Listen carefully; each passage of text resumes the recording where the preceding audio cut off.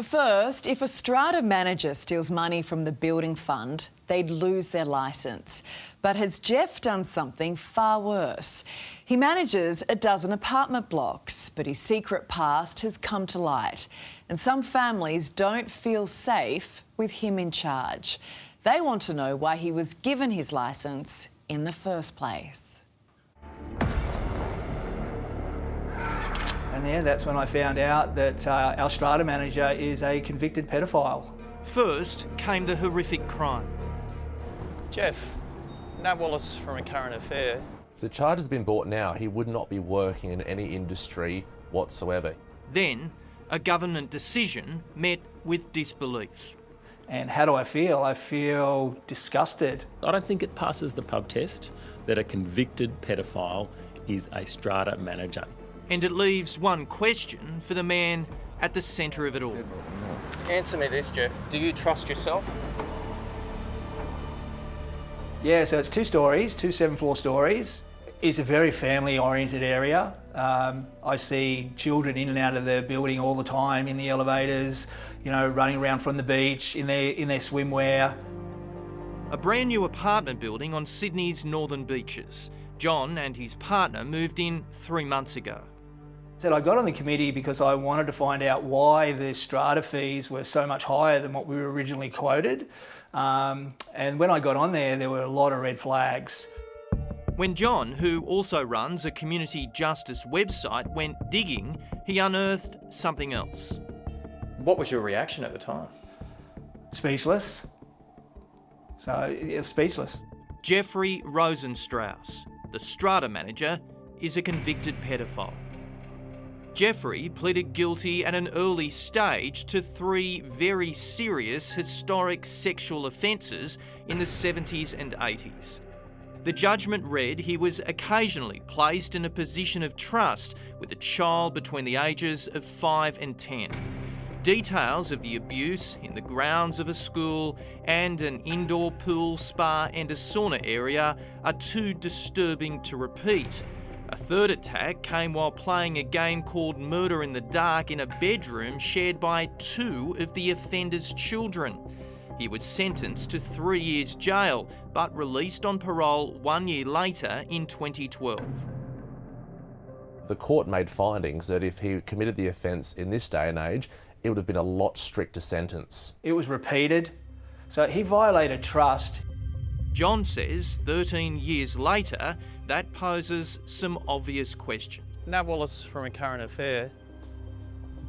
Is it appropriate? You've got the keys to so many apartment buildings in... I don't have keys to any apartment building. You don't? You just manage them? Yeah. Jeffrey, who these days goes by Jeff Rosen, has been cited in John's building. Strata managers require a licence, and New South Wales Fair Trading initially banned Jeff in line with his sentence.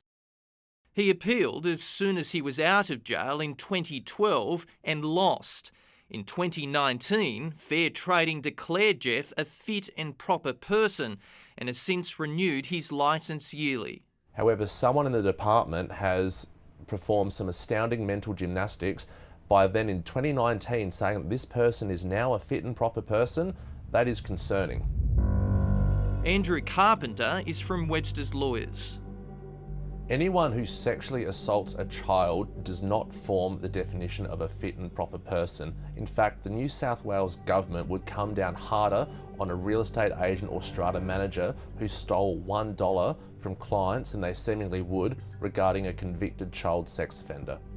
I can't imagine anybody thinking that's okay. If you owned an apartment in any of these buildings, would you feel comfortable? No, as a parent myself and as someone who's lived in strata, I would be horrified to think my strata manager is a convicted pedophile. Opposition Fair Trading Minister Tim James raised a red flag with the New South Wales government.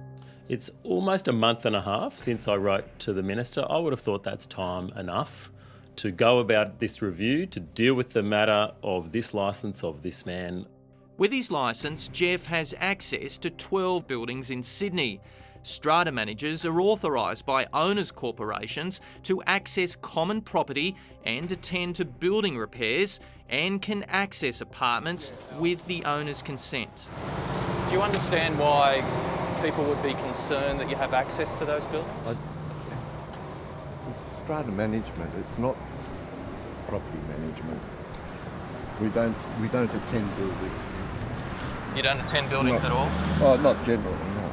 Answer me this, Jeff. Do you trust yourself? Yeah, that's a bit of a silly question. I don't think it's silly. I don't intend continuing it. His case for the licence relied on his good standing, someone who contributes to the community, and that he was a different man determined to further a business started by his father. A psychologist's report identified that Jeff was a low-risk offender and expressed confidence that he will not reoffend. Low doesn't mean zero, but still when someone is placed in a position near children, those risks tend to be higher, such as someone in a strata unit where there's families that house children there. A Current Affair is aware of other families who've also expressed concern. To play devil's advocate, he's been through the courts, he's done his time, and he's allowed to move on with his life. What would you say to that? We're not saying that he can't get on with his life, and we're not saying that he should be put in prison. But nobody can guarantee that he's not going to reoffend. And the only way to eliminate that risk is for the minister to ensure that his licence is cancelled.